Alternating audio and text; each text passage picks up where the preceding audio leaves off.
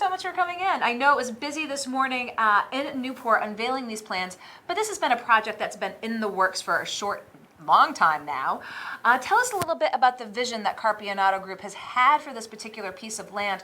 Folks mostly throughout the state should know, again, the old Newport Grand piece of land on the north side of the city is expansive and has clearly some potential. Yeah, well, we've watched it back when it was developed for Highlight back in the mid to late 70s, and the process that's gone through with the casino, Newport Grand, and knowing that ultimately it would be surplus real estate for them with their move to Tiverton last fall.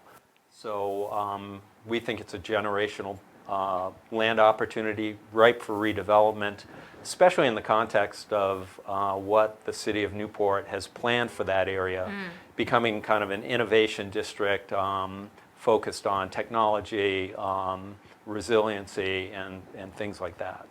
So let's talk a little bit about this vision. 2 hotels, 2 apartment buildings, a mixed-use development focusing on office, again, as you mentioned, innovation, retail, restaurants, and more. But those hotels and the apartment opportunities, hotels looking specifically to target that business person coming in for business opportunities in Newport, and then apartments, the worker. Clearly, I think 2 areas that Newport really could use some additional resources for. Absolutely. Well, we're trying to create kind of a live, work, shop, play environment there. So looking at curating the different uses, hospitality, Newport is a destination location for people throughout New England and really has international name recognition throughout the world. So, bringing that customer to Aquidneck Island to Newport, we think is super important, and then creating kind of that business atmosphere for, company functions and events, that sort of thing is certainly paramount. And then having the ability to also work there, shop there, eat there, recreate there. The term we use today in what we're doing with mixed use is really placemaking. So it's creating a place where people are going to want to spend time there. So in Newport and Aquidneck Island, it's tough to compete with Thames Street and with the beaches and the Cliff Walk and Bellevue Avenue. So we're creating our own sense of place where people are going to want to come to that location. Today, it's a sea of asphalt with 2,000 car parking, and it's definitely could use some work. So per the proposal that was made today, Joe, of course, there's a process. Tell us about next steps as you look to make this vision a reality. Well, what we've looked at is really kind of the area and the city's comprehensive plan, which calls for this innovation district.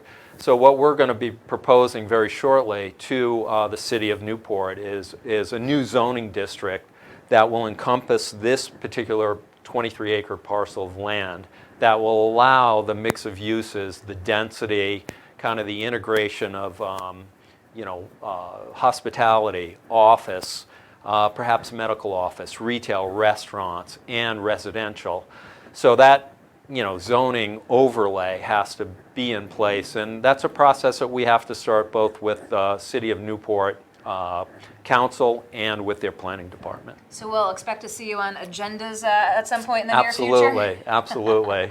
It's a process we think that'll start, this through the summer and into the fall, and it'll probably, take us through the early part of 2020. And what would you say to those folks? I'm sure, any parcel of land that is going to be developed, folks might have questions, of course. It's located right by the highway, looks to be a dense project. I mean, what do you would really like to tell folks who say, well, maybe I've got some questions about this? What would you like to say to them?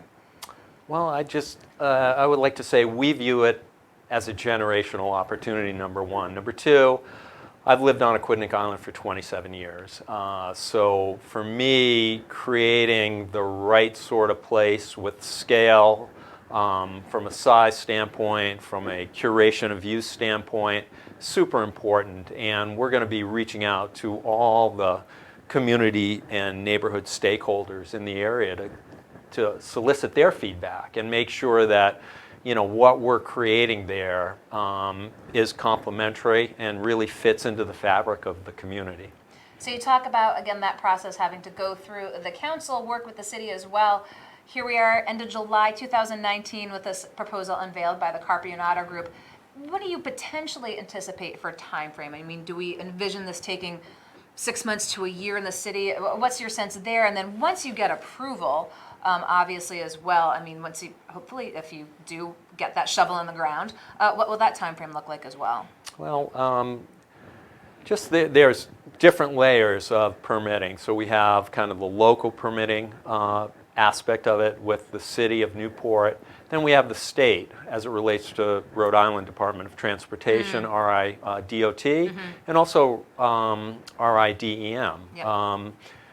The history of the site is kind of an interesting one insofar as prior to High Lie back in the, I think, 30s, 40s, 50s, 60s, it was a city dump. So there's obviously concerns about how we develop that with the latest technology and certainly best practices, which will engage, the right consultants to help us through all of that. And we've done a lot of preliminary investigative work on that with our consultants prior to acquiring it in our due diligence. So we feel really good about that whole process. But the sooner the better, as the saying goes in development. Would like to see the existing Highlight building one day come down. That's not going to be snap your fingers and it's gone. It's a pretty imposing structure. But we'd like to be in the ground, I would say ideally within 6 to 12 months. I don't know if that's super realistic. So we're not going to see a demolition like Brayton Point? No. The plunger, the thing explodes, it's gone in 10 seconds, right? A little more complicated than that. Yeah. We're certainly sensitive to the neighborhood and the community there. So, yeah, we're not going to dynamite the place. But, again, the sooner the better. We think there's a compelling opportunity for businesses that want to be in the right type of environment. And I know as an islander, one of the things I'm concerned about is affordable housing and workforce housing. So we view that as an important component of the project. But, having a live, work, shop, play destination, we think, as you come off the bridge with the new Pell Bridge road and ramp realignments.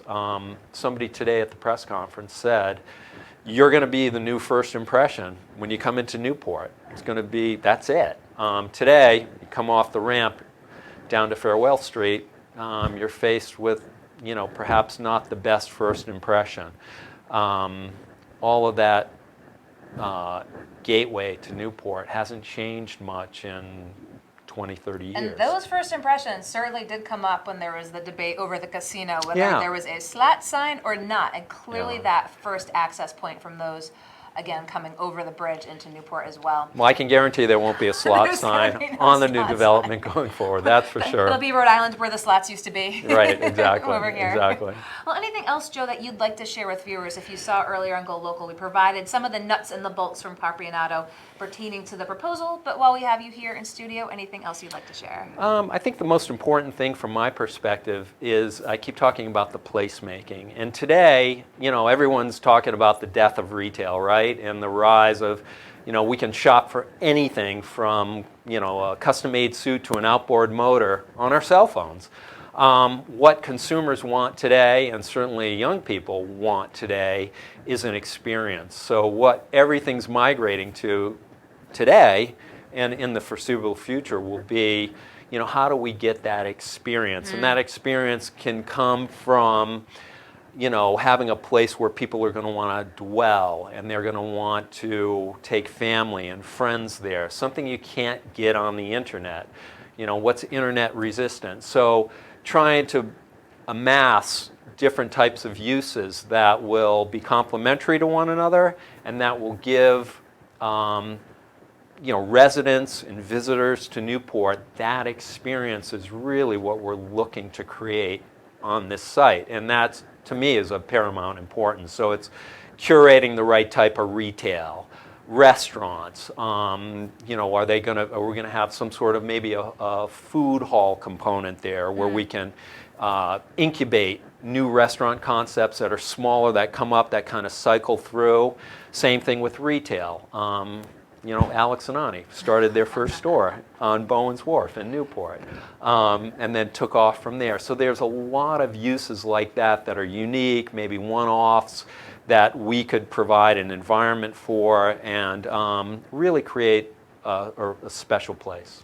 Well, again, that rendering is on GoLocal Prov, but we wanted to have someone from Carpionato in to give us the nuts and bolts, and Joe Pierik, the perfect person to do so, Vice President of Retail Leasing and Acquisition. So thank you for joining us today. Thank you for watching us on live. Of course, be sure to check out GoLocal Prov with so much news this afternoon between a tornado touching down on Cape Cod and a man arrested outside of Taylor Swift's house in Westerly and more. Of course, we'll see you back here in studio soon. Tomorrow we've got a packed day for you. We'll keep you posted, but of course, check us out online. I'm GoLocal News Editor Kate Nate.